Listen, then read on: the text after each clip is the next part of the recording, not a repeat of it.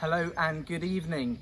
I am Dominic Ellis Peckham and I'm the Artistic Director of the Fourth Choir, and welcome to our first ever virtual concert. It's such a difficult time for performing groups across the world at the moment, with all chances to express ourselves and perform live in person not being possible for obvious reasons. But the Fourth Choir has still been rehearsing or meeting online, of course via Zoom, every single Thursday during the lockdown. We've been sharing ideas, sharing technique, rehearsing and working on some very, very special projects which you will enjoy this evening. The first is a project to record the setting of Jesu Rex Admirabilis by Palestrina, first published in Rome in 1586. Jesus, wondrous King, a noble conqueror, unutterable sweetness, wholly desirable. Enjoy.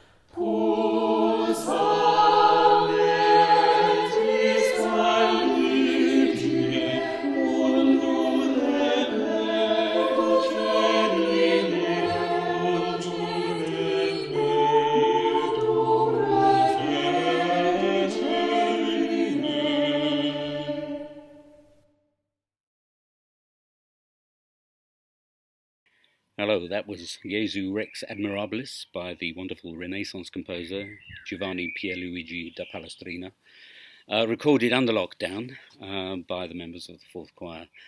Hi, I'm Gus Cairns. I'm a bass in the Fourth Choir. I'm one of the oldest and longest standing members. I grew up in a classical music loving household. My mum was in the BBC Singers. And I've been involved in supporting and being part of the gay community in London since I joined Gay Switchboard in 1979. And I work today as part of the response to another epidemic. I work for the information and HIV activist website aidsmap.com. Being in the Fourth Choir is one of the things that has kept me sane, along with the garden you see at the back, during the present unusual circumstances. And one of the things I've loved with the Fourth Choir has been seeing how we nurture and encourage new composing talent. One of those composers has been a young Canadian composer called Stuart Beach. And another choir member, Shay Ramsden, interviewed him about his work and what he's been doing for the Fourth Choir. Stuart, thank you so much for joining us for our Pride Get Together concert. It's really exciting to have you with us, and amazing that we can do this because you are in Canada and I am south of London. Yeah, thank you so much for having me. I'm calling you from sunny Edmonton, Alberta, in Western Canada, which is where I moved a couple of years back. It's still great to be a part of the Fourth Choir family, and I can show you the lovely view I have from my balcony right now, just to make you jealous. Yes, please. Oh, that's amazing. And Stuart, we love singing your music. So I wanted to ask you, it's not just the music itself, which is lush and beautiful and absolutely gorgeous to listen to. The way that you set the words to music is just, it's poetic. But as a singer, so I sing soprano in the fourth choir, as a singer, you write so sympathetically for voice. And I wondered why that is. What gives you so much sympathy for writing for voice? I mean, like every composer, you gain sympathy by playing the instrument that you're writing for or singing yourself. And my experience singing in choirs for the past, 6-7 years now, you realize quite quickly what does not work and what does. And I've really tried to push myself to be as sympathetic as I can and to write music that, even when it comes down to little nitty gritty things like how do you have good voice leading? How do you write harmonies that are easy to sing and that resonate properly? And I always want to write music that is really satisfying to sing and that is meaningful to people. Part of that connection, of course, is that we're an LGBT plus choir. You are a gay composer. That's how you describe yourself. And I'm really interested in that you are not simply a gay man who composes or a composer who happens to be a gay man. You identify as a gay composer. And what does that mean to you? I mean, throughout the 20th century, you have all these examples of gay composers. Being gay and being a composer is not a new thing by any stretch of the imagination. And whether that's explicitly or kind of an open secret, there are so many examples throughout the past century. But what I've really tried to push myself to do is embrace my identity in my music and to write music that is meaningful to queer people and speaks to our experiences and tries to express something different, something that speaks to who we are. And so we are going to listen to the letter, which was part of a piece that you composed for us, and it celebrated, or it marked the anniversary of the UK Parliament debating the Wimbledon report, which was around the decriminalisation of homosexuality. And what I'm wondering, what did it mean to you to compose that piece of music for us? When I was originally received this commission, it was offered in partnership with Senate House Library, who was presenting this exhibition of queer texts that they had in their collection. And as I went through them, and these were really wide ranging from the 18th century all the way up to present day, things that they had held. And it all seemed to center on that moment, this moment in UK Parliament in 1958, where they were for the first time ever seriously debating whether or not homosexuality would be decriminalized. And of course, it wasn't successful right away, but even the fact that having that conversation, you could see in the media, you could see in public discourse, that this was a major point in history. 26th November 1958. Parliament debates the Wolverhampton report today. I realised, as you said it now, of course, the debate was in 1958, and it wasn't until nearly a decade later that decriminalisation happened. So it was a long old fight, and for people at the time, it must have been extraordinarily painful to see that play out. I know that, I guess, from our own experience, our lived experience in the UK, that when equal marriage was being debated, there was something wonderful about the visibility and knowing that change was coming, but also something quite painful about having to hear the same homophobic arguments rehashed in Westminster, and of course still in homes up and down the country. We obviously still live in a time where queer people, especially of color, trans people, are still fighting for their rights. But this, I think really marked the point in history where change started to happen. And the part of the piece that ends ends the work is called the letter, which sets a section of this letter which was read during the debates, written from an anonymous gay man. And one of the lines from this letter ended up becoming the title of the work, where he says, "I do not pretend that I am good, but I am like many." And something about that line just really resonated with me. This sense of you could almost sense kind of a deep shame in what he was writing, but really saying, "This is who I am, and there are many of us." And yeah, I think it's probably my favorite bit of music that I've been able to write for the Fourth Choir, and I hope people enjoy listening to it.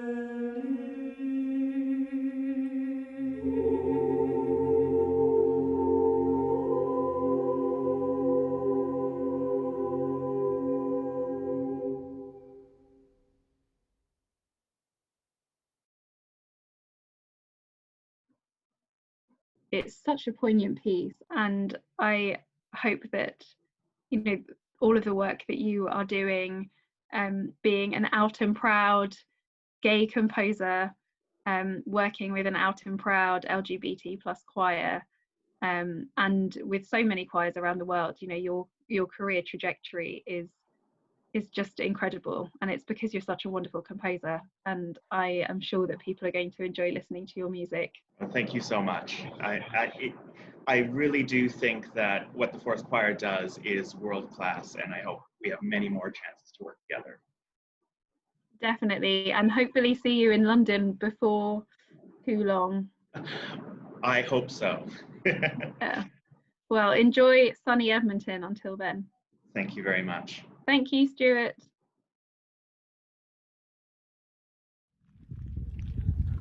Such an amazing memory of that wonderful recording. Thank you so much to Shay and Stuart for that wonderful interview. We utterly adore performing and recording your music, and we really look forward to working with you again soon. Greetings from the UK to you in Canada. Our next piece is Jesus to a Child, written by George Michael and arranged by myself. Written in response to George Michael's partner's death in 1993 of AIDS.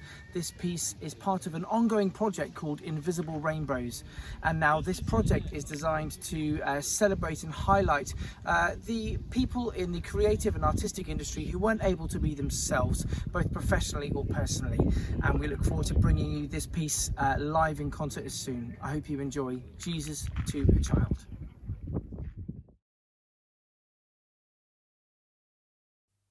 Ooh.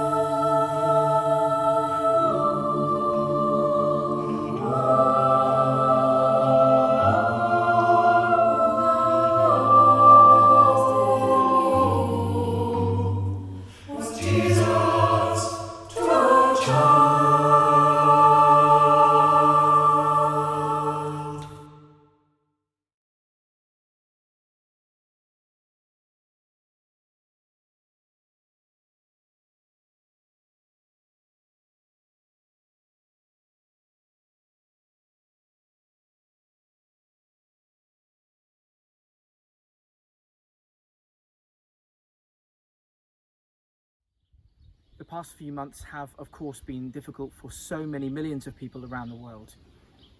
We were devastated that this virus took away one of our choir family.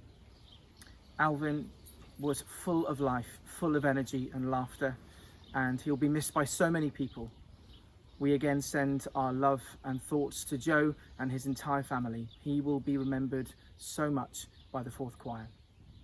During such difficult times, we feel it's particularly important to celebrate Pride this year. And we'd like to finish with some happier memories of previous Pride celebrations that the Fourth Choir has been involved in. We look forward to celebrating for real next year and having a proper Pride celebration, and of course to performing for you in real life as soon as it is safe to do so. So from all of us at the Fourth Choir, we want to say thank you so much for watching this evening, and thank you for your continued support. We wish you all a very happy Pride. Bye-bye.